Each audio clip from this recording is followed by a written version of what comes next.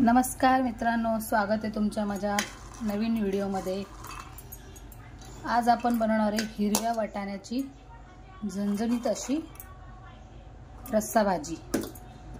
ती कशी बनवायची ते मी तुम्हाला सांगते आता। सर्वात आधी व्हिडिओ बनवायला टाइम भेटत नाही, त्याच्यामुळे व्हिडिओ माझे उशिरा पडतात। माझ्या व्हिडिओला आवडला असेल तर लाईक करा, सबस्क्राइबर करा। याच्यामध्ये आपण थोडं पाणी घालूया।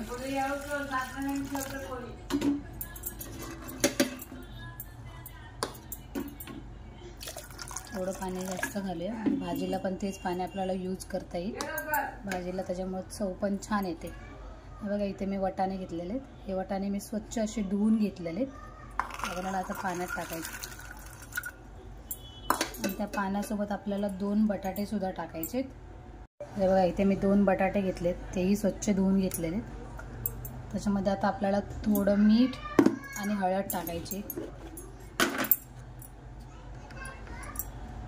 थोडी हळद आणि मीठ टाकायचं।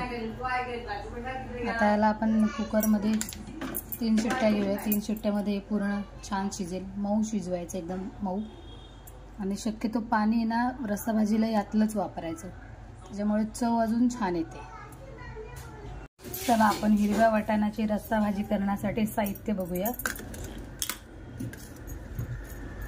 इथे मी कोथिंबीर घेतली आहे, एक कांदा, अर्ध्याच्या अर्ध खोबरं, अद्रक, टोमॅटो, कढीपत्ता आणि लसूण। आता हे आपल्याला खोबरं आणि कांदा थोडंसं भाजून घ्यायचं आहे। ते बघा, आपलं कुकरच्या शिट्ट्या पण झाल्यात, वाटाणे शिजले असतील। आता आपण खोबरं काढून घेऊया। त्याला आपण मिक्सरमध्ये वाटून घेऊया। तर कुकर खोलूया आपण, बघूया वाटाणा शिजला।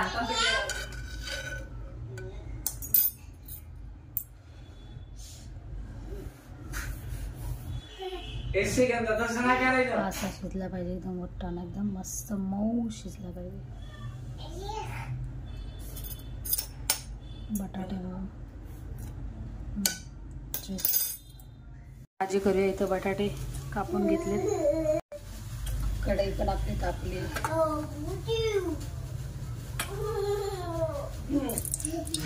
त्यात तेल होते।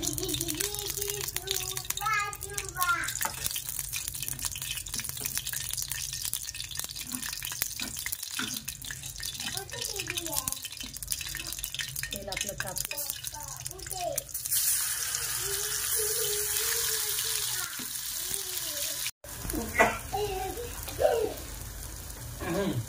आता आपण 2 चमचे, तुम्हाला हवं तसं तिखट तुम्ही टाकू शकता। त्यामध्ये 2 चमचे तिखट ॲड करूया। आपला घरगुती मसाला आहे, हा मसाला टाकला ना तर काही टाकायची गरज लागत नाही। छान त्याची मिक्स करून घ्यायची।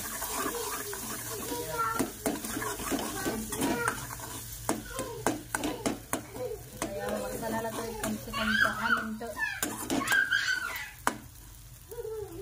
भाजून द्यायचं। आता 10 मिनिटं एकदम मस्त तेल सुटेपर्यंत त्याला भाजून द्यायचं। जेवढा तुम्ही मसाला छान भाजणार ना तेवढी ती भाजी टेस्टी होईल। आणि भाजीमध्ये मला जास्त काहीच टाकलेलं नाही, जेवढं तुम्हाला वापरेल ना कांदा खोबरं तेवढं। 10 मिनिटात आपण याला तेल सुटेपर्यंत भाजूया।